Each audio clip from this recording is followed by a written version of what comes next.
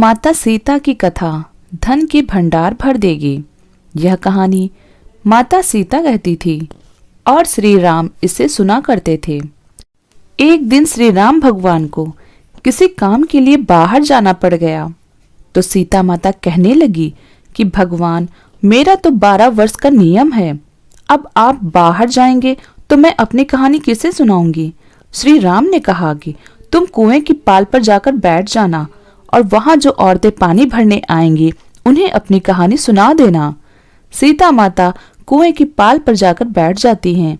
एक स्त्री आई, उसने रेशम की जरी की साड़ी पहन रखी थी और सोने का घड़ा ले रखा था। सीता माँ उसे देखकर कहती हैं कि बहन, मेरा 12 वर्ष का नितनेम सुन लो।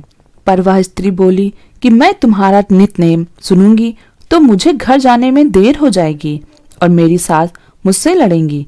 उसने कहानी नहीं सुनी और चली गई। उसकी रेशम जरी की साड़ी फट गई, सोने का घड़ा मिट्टी के घड़े में बदल गया। सास ने देखा तो पूछा कि ये किसका दोष अपने सिर पर लेकर आई हो।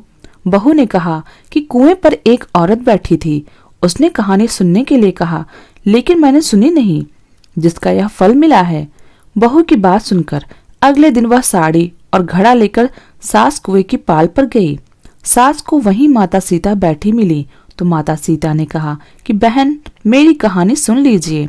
सास बोली, एक बार छोड़, मैं तो 4 बार कहानी सुन लूंगी। राम आए, लक्ष्मण आए, देश के पुजारी आए, नितनेम का नेम लाए, आओ राम बैठो राम, तपी रसोई जियो राम, माखन मिश्री खाओ राम, दूध बतासा पियो राम, सूत के पलका मोठो राम, साल दुसाला पोठो राम, साल दुसाला ओढ़ो राम, जब बोलू जब राम ही राम, राम संवारे सबके काम, खाली घर भंडार करेंगे, सबका बेड़ा पार करेंगे, श्री राम जय जय राम, जय जय राम। सास बोली कि बहन, कहानी तो बहुत अच्छी लगी। कहानी सुनकर सास घर चली गई और उसकी साड़ी फिर से रेशम जरी की बन गई। मिट्टी का घड़ा फिर से सोने के घड़े में बदल गया। बहू कहने लगी, सासू माँ, आपने ये सब कैसे किया।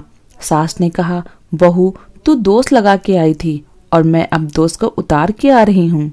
बहू ने फिर से पूछा, वह कुएं वाली स्त्री कौन है। सास बोली, वे सीता माता थी, वे पुराने से नया कर देती हैं, खाली घर में भंडार भर देती हैं, वह लक्ष्मी जी का वास घर में करती हैं, आदमी की जो भी इच्छा हो उसे पूरा कर देती हैं। बहू बोली, ऐसी कहानी मुझे भी सुना दो। सास बोली कि ठीक है, तुम भी सुनो, और सास ने कहानी शुरू की। कहानी सुनकर बहू बोली, कहानी तो बहुत अच्छी है। सास ने कहा, ठीक है, इस कहानी को रोज कहा करेंगे। अब सास बहू रोज सवेरे उठती, नहाती धोती और पूजा करने के बाद नितनेम की सीता की कहानी कहती। एक दिन उनके यहाँ एक पड़ोस की औरत आई और बोली कि बहन, जरा सी आंच देना। तो वह बोली, आज तो हमने अभी जलाई ही नहीं। पड़ोसन ने कहा कि तुम सुबह 4 बजे उठकर क्या क्या कर रही हो। उन्होंने कहा, सुबह उठकर हम पूजा करते हैं। फिर सीता माता की नितनेम की कहानी कहते हैं।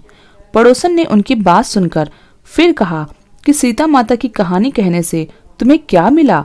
वे बोली कि इनकी कहानी कहने से घर में भंडार भर जाते हैं, सारे काम सिद्ध होते हैं, मन की इच्छा भी पूरी होती है। पड़ोसन कहती है, बहन, ऐसी कहानी तो मुझे भी सुना दो फिर। वह बोली कि ठीक है, तुम्हें भी यह कहानी सुन लो। सारी कहानी सुनने के बाद पड़ोसन कहने लगी, बहन, कहानी तो मुझे बहुत अच्छी लगी। अब वह पड़ोसन भी नितनेम सीता माता की कहानी कहने लगी। कहानी कहने से सीता माता ने पड़ोसन के भी भंडार भर दिए। अब तो पूरे मोहल्ले में नितनेम की कथा चल पड़ी।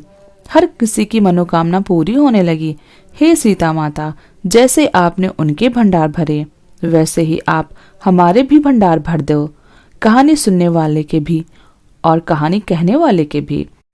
यह कहानी उत्तर प्रदेश, बिहार, हिमाचल प्रदेश और हरियाणा के कुछ क्षेत्रों में आज भी सुनाई जाती है।